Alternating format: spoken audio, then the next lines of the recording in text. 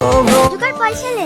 কি ব্যাপার, ড্রেস খুলছেন যে? আর খেলা দেখাবেন না? না, আমি আর খেলা দেখাবো না, আমার এখানে শেষ। স্কুল ছুটি হয়ে গেছে, আমার মেয়েকে আনতে যেতে হবে। কোন স্কুলে পড়ে আপনার মেয়ে? আমার মেয়ে গ্রিন ভিউ ইনস্টিটিউটে পড়ে। আরে বাহ, এ তো খুব দারুণ ব্যাপার। আমার মেয়েও তো ওই স্কুলে পড়ে, কিন্তু ওই স্কুলে তো অনেক খরচা, আমরা চালাতেই তো হিমশিম খেয়ে যায়। কিন্তু আপনি এত খরচা বহন করেন কিভাবে? এই যে একটু আগে দেখলেন না, মানুষকে নিচে হাসিয়ে যে উপার্জনটুকু হয় ওতেই খেয়ে না খেয়ে আমার মেয়ের স্কুলের ফিসটা। অত কষ্ট করে আপনার মেয়েকে ভালো স্কুলে ভর্তি করার কি দরকার ছিল? একটা সরকারি স্কুলে পড়ালেও তো পারতেন।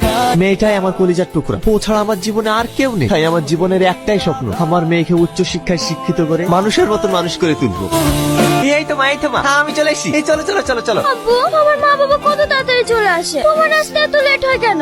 আরে শোনো মা, আমার এই কান হচ্ছে, আর লেট হবে না। এই চলো চলো। তুমি প্রতিদিন শুধু একই কথাই বলো। কি করবো বলো মধু, কাজে থাকি তো লেট হয়ে যায়। এবার থেকে আমি চেষ্টা করবো খুব তাড়াতাড়ি আসার। এই চলো, আর একবার লাও মা, আর একবার। না, আমি খাবো না। এইভাবে না খাওয়াতে গেলে তুমি অসুস্থ হয়ে পড়বা যে মা। এই একবার লাও মা। তোমাকে একটা কথা জিজ্ঞেস করবো? না মা, যত কথা সব সকালে বলবা, অনেক রাত হয়ে গেছে, এখন চুপটি করে শুয়ে পড়া তো। না আব্বা, আজ তোমাকে বলতেই হবে, নাহলে কিন্তু আমি ঘুমাবো না। বলো না আব্বা, আমার মা কোথায়?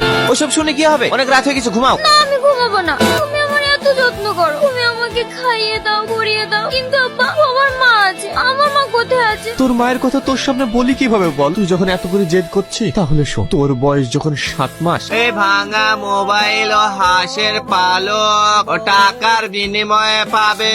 ও ভাই, দাঁড়াও দাঁড়াও দাঁড়াও, তুমি আমাদের গ্রামে এক সপ্তাহ আসনি কেন? আমাদেরকে তো অনেক গ্রামে যেতে হয়, সেই জন্য আসা হয়নি। কিছু লাগবে বোন? হ্যাঁ, আমাকে দুপাতে টিপ দাও। কি গো, 3টের সময় আসার কথা, সন্ধ্যাবেলায় আসছো যে? আজ একটা নতুন গ্রামে গিয়েছিলাম। তাড়াতাড়ি গা ধুইলাও, মা বারবার ফোন করছে, যেতে হবে। কোথায় যাবা? কেন, তোমার মনে নেই নাকি আজ আমার ভাইয়ের ছেলের জন্মদিন? তাড়াতাড়ি রেডি হইলাও।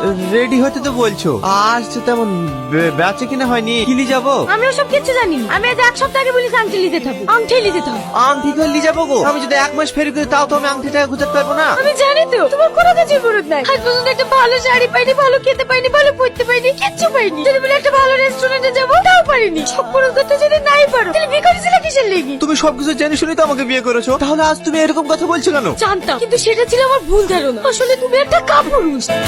তুই আমার গায়ে হাত তুললি, আমি আর তোর ভাত খাবো না। তুই ডাক্তার পেয়ে গেলি, আমি এক্ষুনি বাপের বাড়ি চলে যাবো। সালমা, সালমা।